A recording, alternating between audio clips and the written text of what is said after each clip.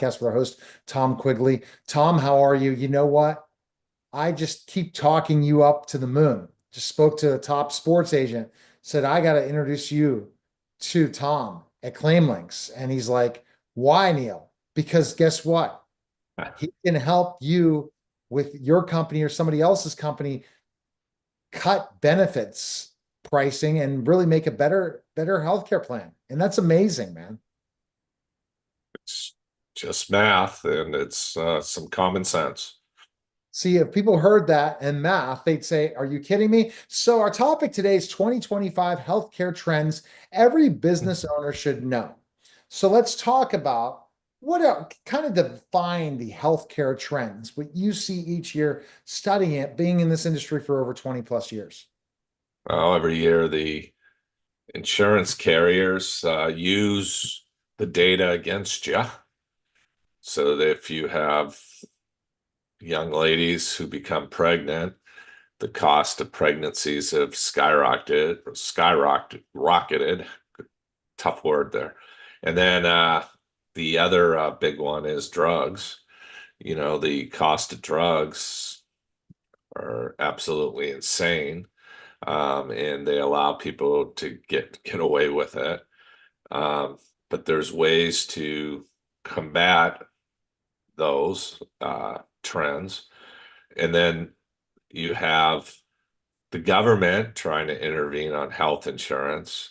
So I see a lot of the regulations that have been put under the Biden era going away, which some are good, most of them were not.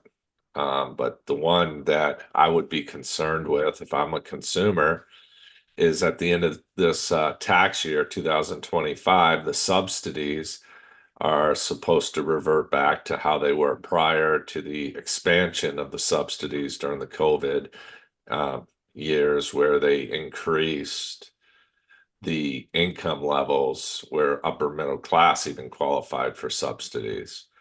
So I'd be calling your congressmen and senators and saying those should be permanent, um, because those really can help you.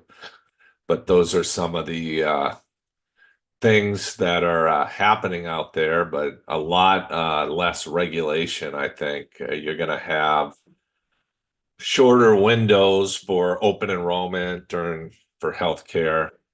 Um, they're not going to get rid of the Affordable Care Act. In fact, the Affordable Care Act has a lot of good features. There's also a lot of features in it that make zero sense. And the key one that makes no sense is why are males paying for pregnancy costs? That makes no sense. Or having, birth control pills and vice versa. Females, uh, certain things on the plan. So what I'd like to see them do is come back to common sense, allow underwriting back in for individuals. So, but if they get qualified for, they have two choices. One, the guarantee, the Affordable Care Act plan, but then they also have another option if they're in good health where they don't have to have all the bells and whistles, but they still need the preventative covered and all the no limits on catastrophic, but some of the things they should be able to carve out to reduce costs, such as pregnancy. Right. Yeah. And what do you see? So do you see things happening? They're going to change in the next couple months, Yeah. Next couple months, the maybe only the thing year. end of year, it'll be interesting to see that subsidy deal. If they extend it to permanent, or if it goes by the wayside. You're going to have an awful lot of unhappy consumers if it goes by the wayside because their premiums are going to be jacked right up. I do think you're going to see more opportunities to get lower cost options, like I mentioned, where you potentially can carve certain things out that make no sense. You also have females who have had tubal ligations, and why should they pay for pregnancy? um, younger folks who are healthier, they should be able to get better rates. The insurance companies come back is that we need everyone in the same risk pool so that we don't pollute the risk pool. I don't know about you, but if you look at their stocks, they're selling you a good bill of goods because truly they buy reinsurance. The reinsurance on the high risks are being covered by Lloyd's of London, AIG, Gerber Baby Food, bunch of them that are in the reinsurance market. So what you will see, in my opinion, is a potential other opportunities to purchase things slightly different to save thousands upon thousands of dollars. Okay.